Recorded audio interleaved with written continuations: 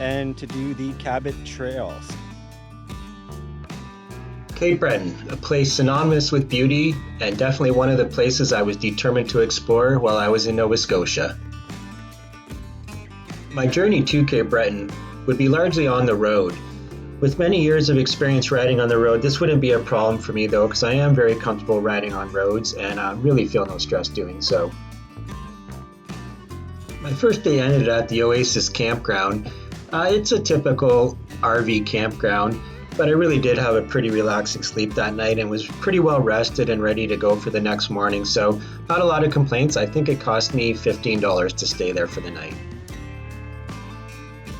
As I mentioned, these first couple of days would be largely road days, but it was really cool because I was passing through a lot of places I had traveled through on my cross Canada trip, which was just the year before. So if you'd like, there's a lot of videos out about my cross Canada trip, so you can go check that out on my YouTube channel.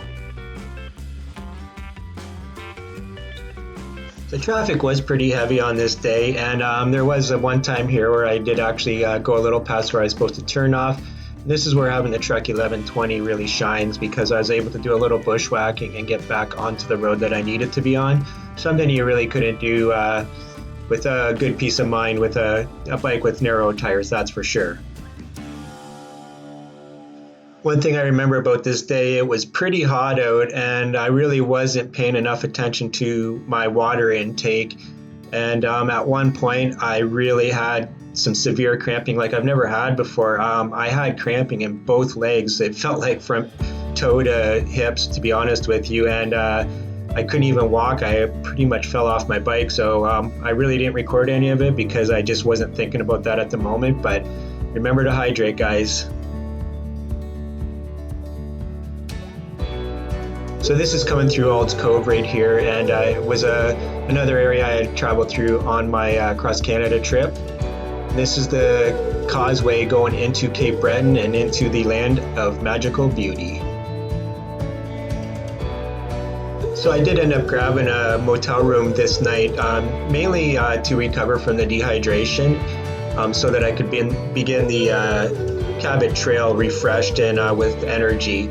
Like I said, guys, one thing I've been bad about is hydrating, and I'm going to pay more attention to that in 2023 for sure.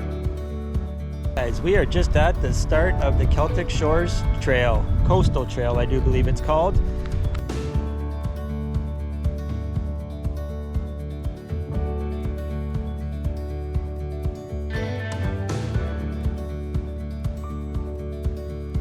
So after much anticipation, the day had finally arrived. We were about to start the Cabot Trail, guys.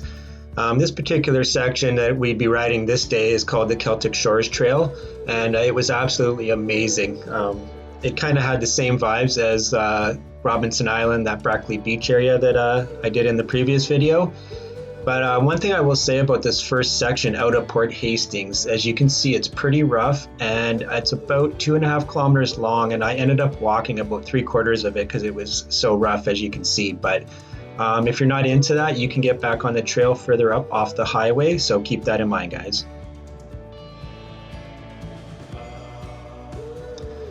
The trail is very enjoyable. There is very little elevation gain or loss, so it's not strenuous in that way. But it's just one amazing scenery after another. So make sure you bring your camera and make sure you take lots of pictures, guys, because it's definitely worthwhile.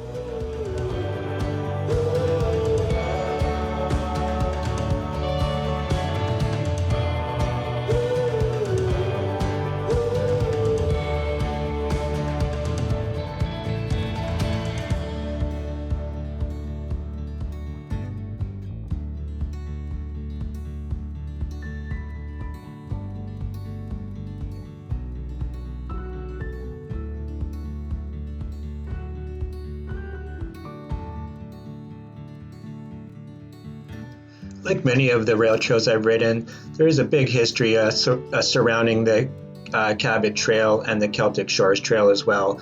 One thing I noticed about PEI and the Maritimes, there's a lot of apples that were growing along the side of rail trails, and that was to help the workers to have some more food and stuff like that, from what I understand. This was just a really cool spot. There was a couple like them along the way where there was a hammock set up ready to use for anybody. Very relaxing spot. This was only a few kilometers in though, but would make a terrific campsite if you're in the area. Wide open. On the way back, I did see people getting ready to set up camp there too. So just a really relaxing spot. I can't stress it enough. Even the images aren't going to convey how relaxing this spot was. I could have fell asleep right there, guys, no problem. Yeah, even with the GoPro, you can see that beautiful, what color the water there. That one's not dilapidated. It's just got a weathered wood. Yeah, cool oceanside house.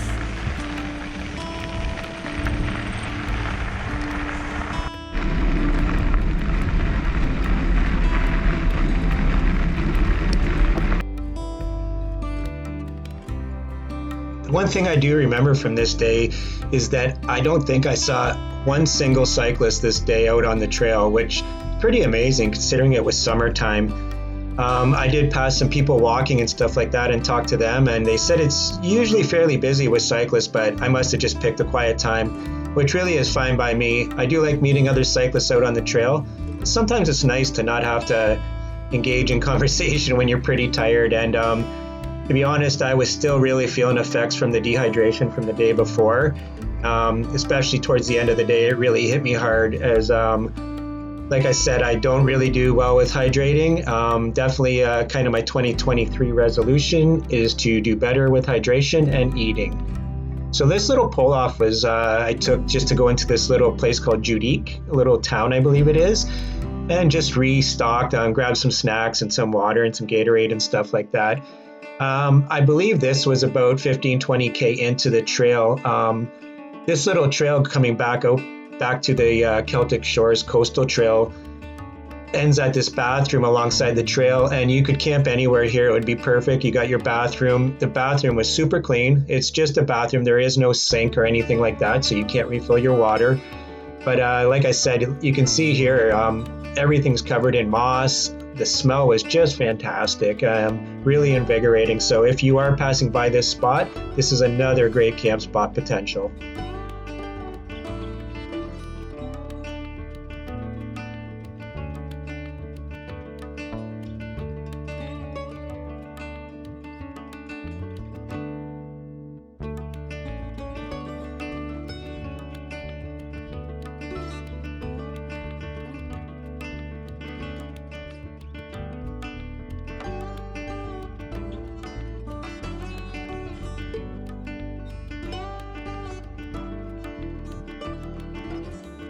Tidal bores, I guess they would be called.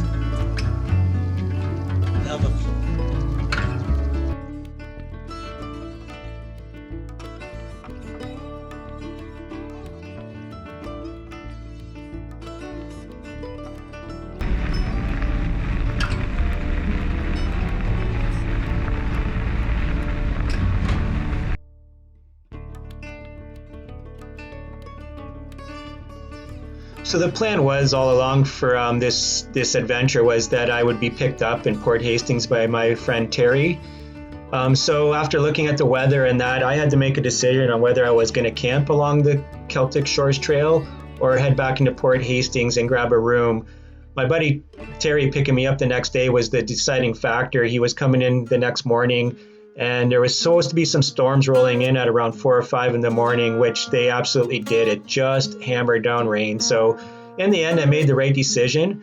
But looking back on this, I just literally scratched the surface of Cape Breton and the Cabot Trail. So I'm going to be back, and I would really like to do a tour of the whole Cabot Trail, spend as long as it takes, a week, 2 weeks, 3 weeks, I don't care. It would definitely be worth it.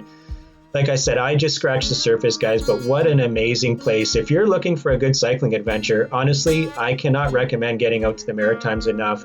Nova Scotia, PEI, Cape Breton, Newfoundland, it's all been absolutely amazing. Newfoundland was on my Cross Canada trip, for full disclosure. But yeah, I really love the atmosphere out here. I hadn't spent a lot of time around the ocean, so it was kind of a new environment to me, and I really kind of soaked it all up, and I'll definitely be back out this way for many, many more adventures.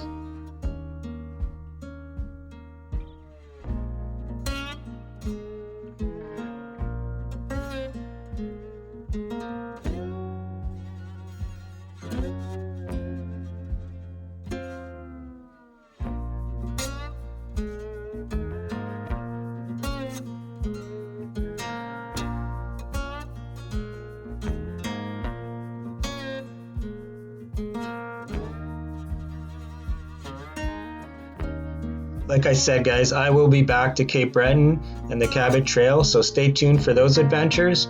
But I'd like to just take a second now and thank everybody that's subscribed to my channel, commented, just help support the channel in any way. I really honestly, guys, cannot tell you how much this means to me.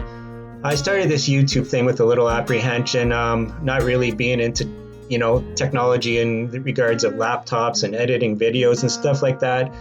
And much to my surprise, I really enjoy it, actually. I find it very therapeutic. Obviously, the riding is therapeutic, but I also find sitting down and rehashing the trip and going through it all and trying to make some cohesive story out of it to be really enjoyable. And it kind of helps with my mental struggles that I'm having. It gives me something to take my mind off things, I guess you could say. So I will continue to work on the craft of video editing and hopefully get better at that.